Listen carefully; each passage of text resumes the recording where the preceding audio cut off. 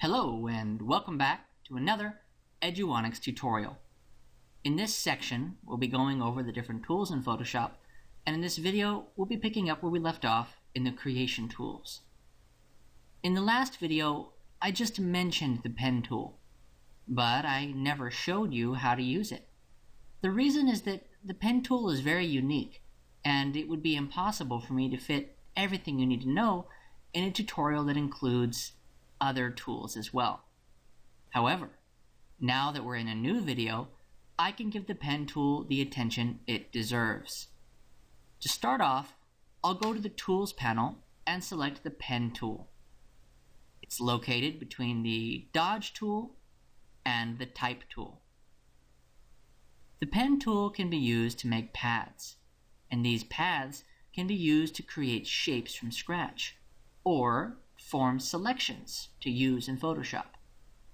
The Pen tool is one of the more complicated tools you can use to select things in Photoshop, but it does allow you to make incredibly clean selections, making it a very accurate and useful tool. So in this tutorial, I'm going to focus on using the Pen tool to create selections.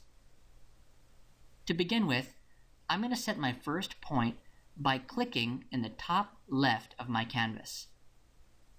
Then I will set another point on the top right, bottom right, bottom left. Then as I approach my original first point, a circle icon will appear, indicating that I can just click once more to complete this path. This is the most basic way to use the Pen tool. All I've done is create a closed square path.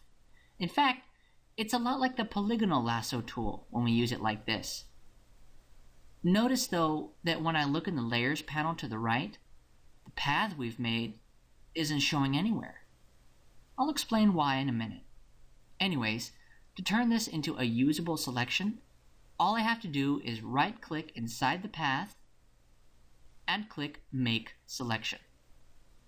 This brings up a dialog box called Make Selection. The first option we are faced with here is the option to feather the edge of our path. Feather is a way of referring to the hardness of the path. If you remember how the brush tools operate, you'll remember that a low hardness will result in a very soft, blurry brush, while a high hardness will be just the opposite, a very stiff, focused brush. So, when it comes to feather, it's basically the reverse of hardness. A low feather will result in a harder selection, while a high feather will result in a very soft selection. I want to demonstrate how clean the Pen tool can be, so I'll leave the feather at 0% and click OK. This has converted my pen path into a familiar looking pixel selection. I'm going to go ahead and deselect this by hitting Ctrl D on my keyboard. Now I can't see my path or my selection, either on the canvas or in the Layers panel. So where is it? The reason my path is not showing up in the Layers panel is because paths have their own panel, completely separate from the Layers panel.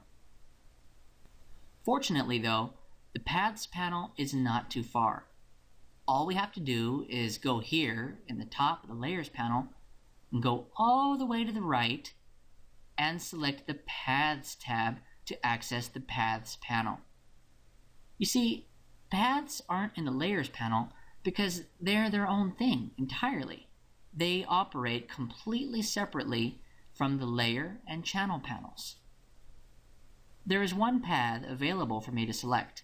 It's called Work Path. All I have to do to select it is to click the path, just like I would a layer. And you can see my path appears again, just how I left it. From here, I can right-click my path again and click Make Selection, or I can right-click it over here in the Paths panel, click Make Selection, and click OK. Now our selection is back. So now you can see that layers and paths are completely different, and they have their own panels to access them. I just used the pen tool to make a path, and I converted that path into a selection. But it's nothing really that can't be done with the polygonal lasso tool or a similar selection tool. Let me show you what really sets the pen tool apart from the others. First, I'm going to deselect my selection by hitting Ctrl D. Then, I'll delete my path by dragging it to the trash icon at the bottom of the Paths panel. Now I'll start a new path by clicking with the pen tool. But instead of letting go of my mouse button, I'll click and drag. You can see that it set my initial point, but now that I'm dragging, I have these additional points extending out on opposite sides.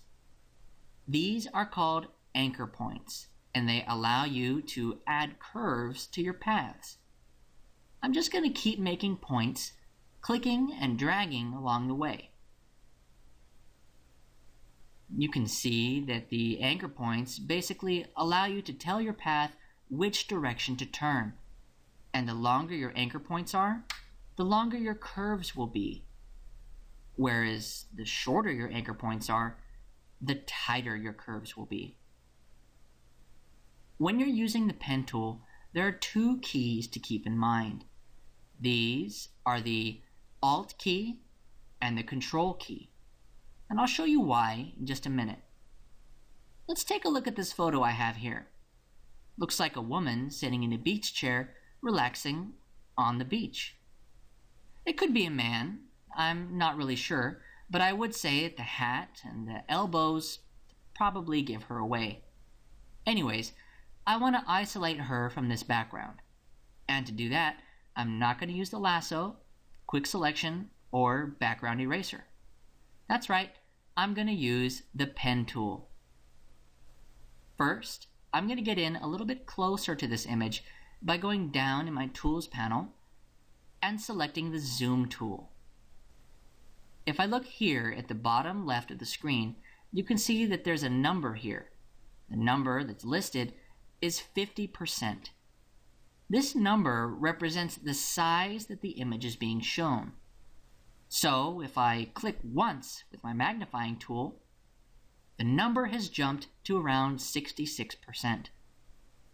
I'm going to click once more near her left arm to get to 100%.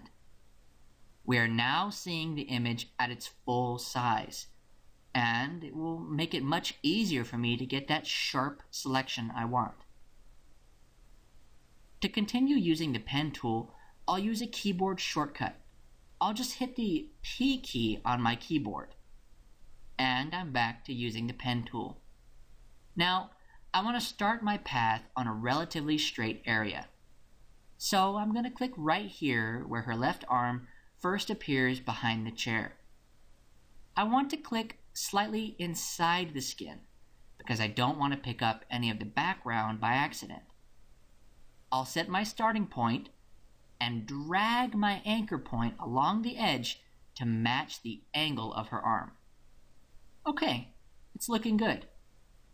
I'll just keep moving around her arm and using my anchor points to match the curves.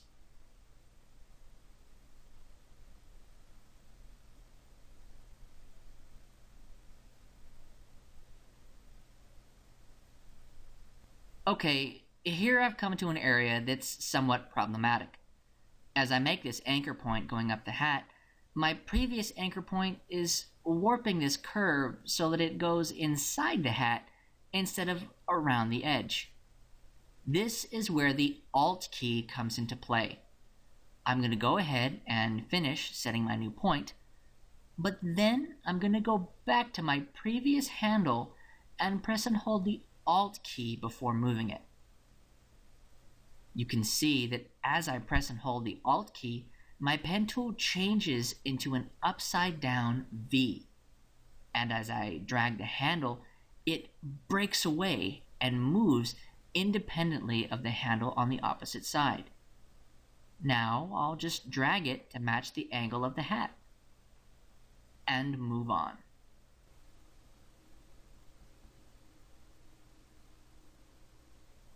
Now, I'm just going to repeat this process. And anytime I come across an area where my curves aren't going where I want, I'll just break the handles with my Alt key and reposition them. Speaking of repositioning, if I happen to make a point outside of my shape, or if I want to adjust an existing point, that is where the Control key comes in. I just press and hold Control, and I can reposition the point just like the handles. And I'll just keep going, adjusting my points and curves as I move along.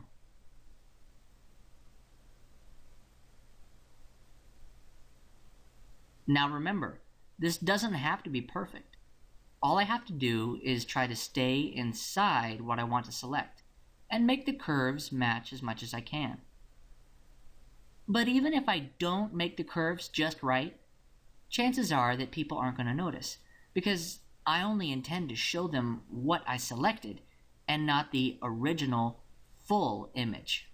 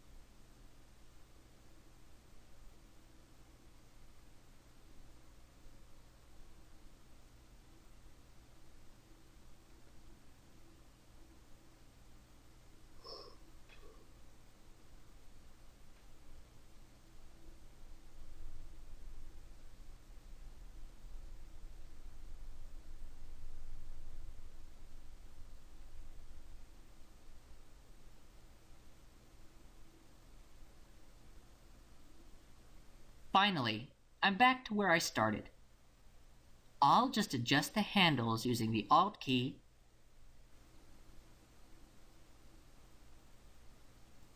till it looks just right.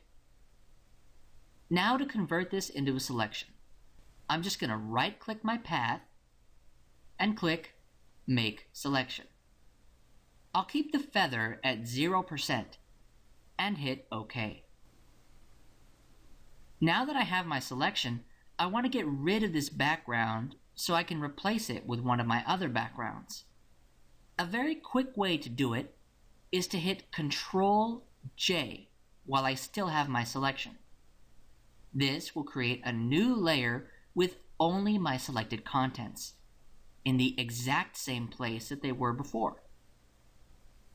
I have some backgrounds that I want to try already, so I'm just going to drag this above my background layers. This photo gives us a fun opportunity to try some different ideas. I could go with a plain white background, a plain black background,